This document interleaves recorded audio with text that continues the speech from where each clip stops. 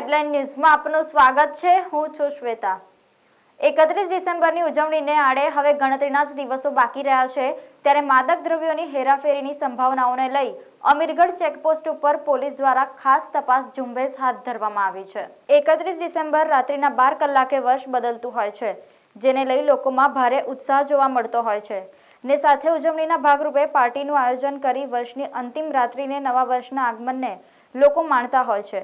ત્યારે લોકો વિવિધ પ્રકારની પાર્ટીઓનું આયોજન કરી ઉત્સાહ મનાવતા હોય છે ને આવી પાર્ટીઓમાં કોઈપણ પ્રકારના માદક દ્રવ્યોની હેરાફેરીની સંભાવનાઓને લઈ બનાસકાંઠા પોલીસ સતર્ક બની છે ને હાલ અમીરગઢ ચેકપોસ્ટ નજીક આવેલી ગુજરાત રાજસ્થાનની આંતરરાજ્ય સરહદ અમીરગઢ ચેકપોસ્ટ ઉપર અમીરગઢ પોલીસ દ્વારા ખાસ તપાસ ઝુંબેશ હાથ ધરવામાં આવી છે।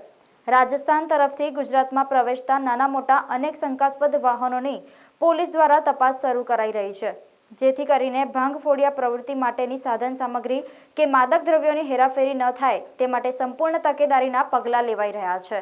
દરેક વાહન રોકીને ગાડી ચેક કરી ચેક થઈ રહી છે।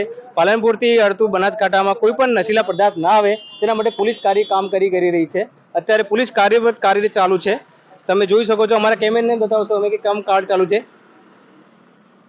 કોઈ પણ પ્રકારનું કોઈ પણ કેફી પદાર્થ બનાસકાંઠાના અંદર કે પાલનપુર શહેરમાં ના જાય, પોલીસ સઘન ચેકિંગમાં ચાલી રહી છે। તમે જોઈ શકો છો કે ટ્રાફિક બી તમે જોઈ શકો છો પાછળના ભાગમાં અધિકારી બધા અધિકારી અત્યારે અહીંયા હાજર જ છે।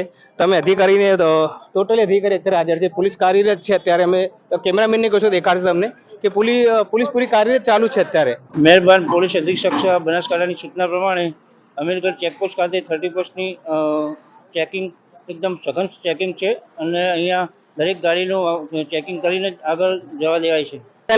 અડીને આવેલું અમીરગઢ તાલુકાના અંદર આવેલી ચેકપોસ્ટ રાજસ્થાનથી જોડતો માર્ગ છે। ગુજરાતના અંદર તમામ પોલીસવાળા અહીંયા પોલીસ ચેકિંગ ચાલુ છે। 31 માટે ચેકિંગ ચાલુ છે। કોઈ પણ રીતે પોલીસ કાર્યરત છે અને પોલીસ 24 કલાક કામ કરી રહી છે। બનાસકાંઠા અંદર કોઈ પણ કેફી પદાર્થ બનાસકાંઠાના અંદર નહીં આવે એની પોતાનું પોલીસ ધ્યાન રાખી રહી છે। કેમેરામેન કાંતિ સાથે હું વસીમ પઠાણ, હેડલાઇન ન્યૂઝ બનાસકાંઠા।